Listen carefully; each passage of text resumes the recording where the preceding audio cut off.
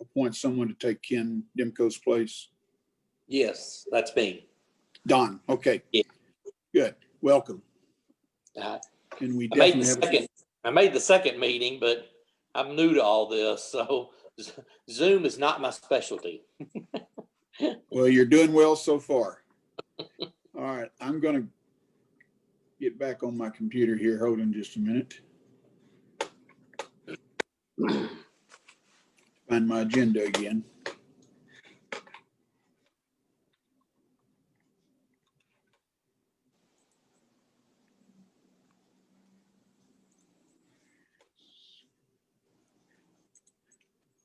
I'm going to go ahead and call our meeting to order. This is the Board of Adjustment meeting for Monday, October the 5th, 2020 for the town of Sunnyvale, convening via Zoom tonight for our meeting. Meeting's been duly posted. I have members Jim Wade, Soji John, Dee Blackwood, Joe Turner, and Don Hamilton here. I do not know I can't see Leonard James and Robert White. If you're on the line, let me know, please. If not, we still have a quorum here, so we'll call the meeting to order. And to begin, and not on our agenda, but a moment of personal privilege while we introduce Charles Goss to us. Charles, take it. Sure. Well, good evening, board members. My name is Charles Goff. I am the new Assistant Town Manager and Development Services Director. This is the beginning of week 3, so bear with me as I continue to find my bearings. I'm happy to be here. Prior to coming to Sunnyvale, I was the Director of Development Services for the town of Addison for a number of years, and also served in a couple of positions in other departments in Addison, including the city manager's office. So that's a little bit about me. Also joining us tonight from the council chambers, and who's going to be doing the presentation tonight, is Zachary Manns. He's the town's new planner. He has been here a few more weeks than I have, but he is also relatively new, and he comes to us from the city of Irving. Thank you, Charles, and welcome to both you and Zachary to the Board of Adjustments meeting tonight, and also the town of Sunnyvale. We have a very pointed meeting tonight, only one item, a public hearing. We will hold a public hearing to discuss, consider, and act upon a request for variances from section 3.06.01 sign regulations to allow for a new pylon sign and new directional sign at Lineage Logistics located at 367 Long Creek Road. Board, you have information on this request in your packet. It looks like Zachary is going to share some information with us, so I'm going to turn it over to Charles and to Zachary. Thank you, Mr. Chairman. This is Zachary Manns here, the new town planner. The applicant's request tonight is for a property located at 367 Long Creek Road that is part of a planned development that houses the Lineage Logistics distribution facility. The applicant, Site Enhancement Services, is working on behalf of Lineage Logistics to create a new one-way traffic flow for truck drivers to enhance navigation on the site. As far as a variance goes, the applicant is requesting a variance for 2 different signs. Hey, Charles, can you take it to the signs, please?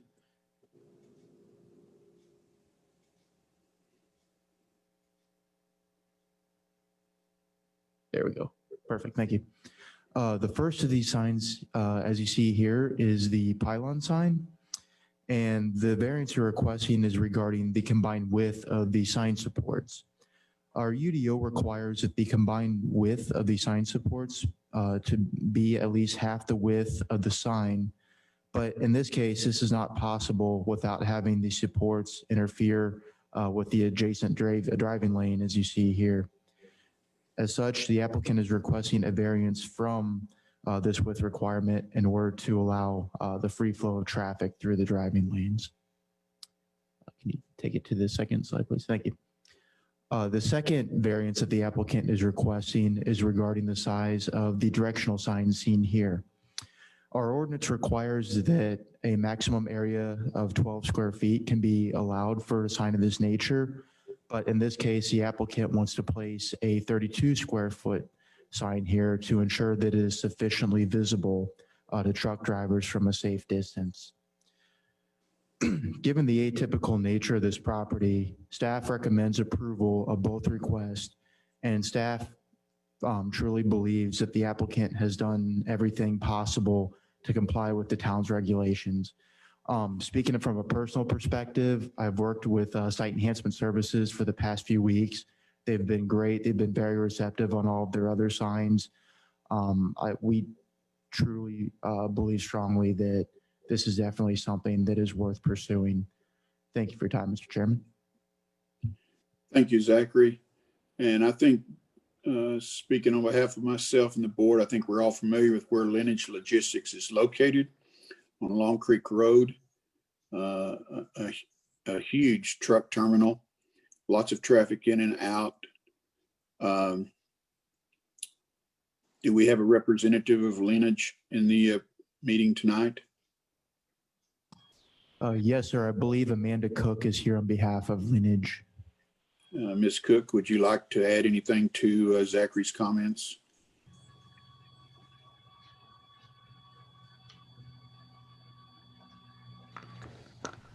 I think you're still on mute.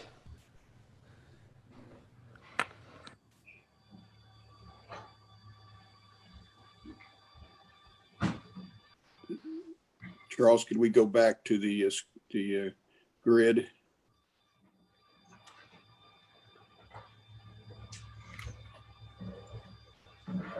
You do have Sean's Site Enhancement Services. Mrs. Cook, you're on mute. If you'd like to add anything to the presentation, you can unmute yourself. And Sean Smith, perhaps that's you also. Yes, sir. Okay. Would you like to add anything to the presentation? I would just like to say we've worked very closely, as Zachary stated, working on this packet, and it's a huge. You've stressed that yes, this is a huge terminal, and that's our intent, is to make sure we have safe traffic flow. So we feel like what we're requesting does allow that for the truck drivers that are navigating that area, to give us safe traffic flow. So that's really the crux of the argument, and what we're presenting before you is to just ensure safety for vehicular traffic as they navigate the terminals and get to those locations they need to, and then exit the area. Great. Any questions or comments from the board?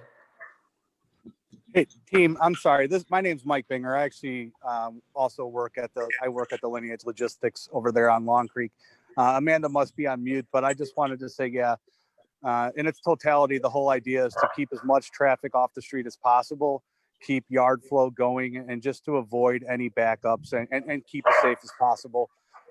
Just as a caveat to that, it's been absolutely awesome to work with the city of Sunnyvale over the past couple of years with all the expansions and everything else we've had in Sunnyvale. So just thank you guys for always being great partners, and really appreciate your time this evening. Thank you for your comments. For the record, could you repeat your name for me, please? Yes, it's Michael Binger, Buenger. Okay, thank you, sir. Other comments from the board? Questions? I have a couple of questions, Mr. Wade. Yes, sir. Has there been any consideration as to why, or to the variance for the first variance about the width of the support? Those signs, if we have high winds and stuff, the width of the UDO statement of that, has there been any analysis done that will protect the signs from flying off and going into the neighborhood? So I'll take that one. One of the other requirements of all signs in the UDO is that they have to meet whatever the building code requirements are to make sure that the signs themselves are structurally sound and can withstand those kinds of winds. So it's not directly at issue tonight, but it is referenced in the UDO that they would have to comply with the building code as they otherwise would have to. Because they appear to be very flat in nature and design. and without the additional requirements of that support, I have a concern about the stability of that and protection of others around from a flying projectile from that one. Right, that's something that we would look at when we're issuing the building permit, and we would make sure that they meet all requirements that would be required to make sure that they would be safe in a windy environment. Okay, and then for the variance too, has there been any considerations instead of increasing the size of the signage to add lighting or markings on the ground that help to deter the wrong way traffic or one-way traffic or something of that nature versus us approving a variance to the sign size? Yes, sir. We did take a look at that. The safest way we did look at yard markers, and yes, we looked at to help with the wayfinding. We found though that the most effective way is to keep it within the driver's purview, their line of sight. So that's why we feel that what the minor request that we're asking to deviate from the ordinance is to allow us to give them proper conspicuity, so they're able to read the information clearly and then navigate the area. So we did look at other alternatives, and we felt that this is the best solution. So that way we're in their purview and their view angle, and then that's why we have we are asking for some square footage allowance to give them proper letter height so they're able to read the sign accurately. And then it doesn't fade away, and we don't have to repaint it as well. It's more of a stable, permanent type of wayfinding. And then I guess one other additional comment to that, is there any consideration on the signage? Looks like to me a lot of advertising for the notification of the company itself versus just the instructional components that you raise here. Is there any consideration of reducing that size or removing the notification of the company? Oh, you're talking within representation of the sign E, the pylon sign that has lineage in the middle. That one, yes. Yeah, what that does is allow them, that just reaffirms that they're at the right particular location. So that's the branding, and then we have the information between the two. The informational signs are on the left and right of that to acquire, but you're going to end up looking at, it reaffirms that is the lineage location and that's the entry. That's what a pylon typically does. A pylon's nature is what it drives you to the entry of the property. So I was just looking like the total circumference of it. The total width of all three signages, that's what we're considering, correct? Yeah. Is the total all three signages versus the width of the supporting mechanism that would help. That's what I was kind of looking at in that understanding. Sure, and we looked at that the total area there is 200 square feet. So I believe if I'm in understanding the ordinance, I believe that may get closer to the code, or it may meet the code. Yes, sir. Zachary Mans here. This does meet the code. I spoke with Jessica Norwick from Site Enhancement Services, and she referenced me that one of the concessions that you guys are willing to make was reducing the overall size of that pylon sign from 242 square feet down to 200 square feet to meet the requirement. And that's what the plans that you have show. That's one of the things that we talked to them about and they agreed to do, is to reduce it so that the size of the sign complies. Really the only thing that they're requesting a variance for is that ratio between the width of the base and the width of the sign. But the overall size of the sign complies with code requirements. Okay. Well, thank you for those clarifications. That's all my questions. Thank you. Tagging on to Joe, where are the supports for the left and right pylon signs? How are they going to be supported? I can see the middle one. Is it a bar coming across from the middle that supports the left and right? Yeah, so the supports are underneath the middle portion of the sign. There's supports that go out from there to support the two signs on either side. Okay. And you did say that those would all be in code. Yes. other The codes? overall, if you could look at all three of those signs together and treat them as one sign, which is what we're doing, that's how the sign code directs us to treat when there's kind of multiple signs that make one larger sign. If you look at the total area of that sign, it does comply with the overall size requirements. No, I meant there'd be other codes to designate what those supports, Oh, yeah. to comply with the structural requirements for the supports, right? Yes, that'll be something that's regulated by the building code and will be looked at before we issue a building permit, and they'll have to meet all building code requirements. Okay, and just one other question for the history of why we require the pylons to be half the total width of the sign. Is there what is the basis for that? So I think this is me inferring a little bit here, because again, third week. Yeah, sure. But as best I can tell, one of the types of signs that is prohibited typically in the sign code is a pole sign. And so I think the question is, if you have a base, when does that pole become a pylon? I see. Okay. And so I think the distinction is they said, well, that pole has to be at least 50% of the width for it to be called a pylon sign and not a pole sign. Okay. And one other thing I'd like to add as well is the applicant originally had more signs in their application packet, and the city preferred to have fewer signs and to make them a little larger, which kind of explains what you're seeing with the pylon sign in question.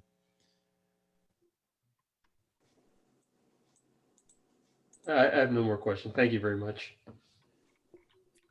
Any further questions?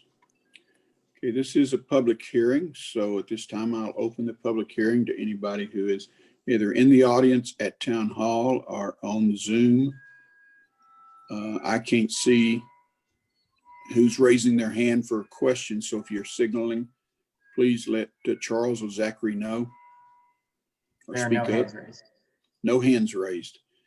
Then I'll close the public hearing.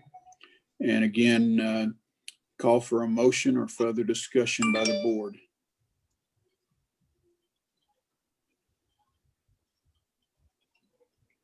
Mr. Chairman, I make a motion that we approve both of those variances required or requested.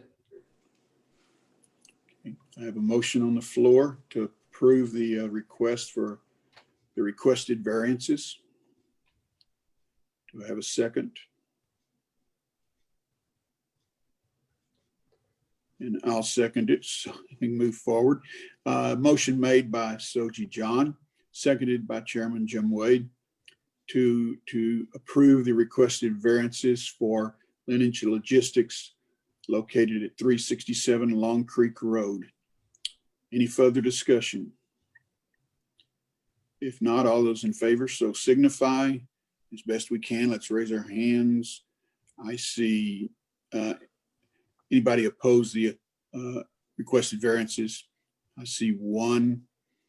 I believe there's only 5 of us on here. So the motion carries with affirmative votes by Jim Wade, Soji John, D. Blackwood, and Don Hamilton. One against, Joe Turner, and 2 absent, Lyndon James and Robert White.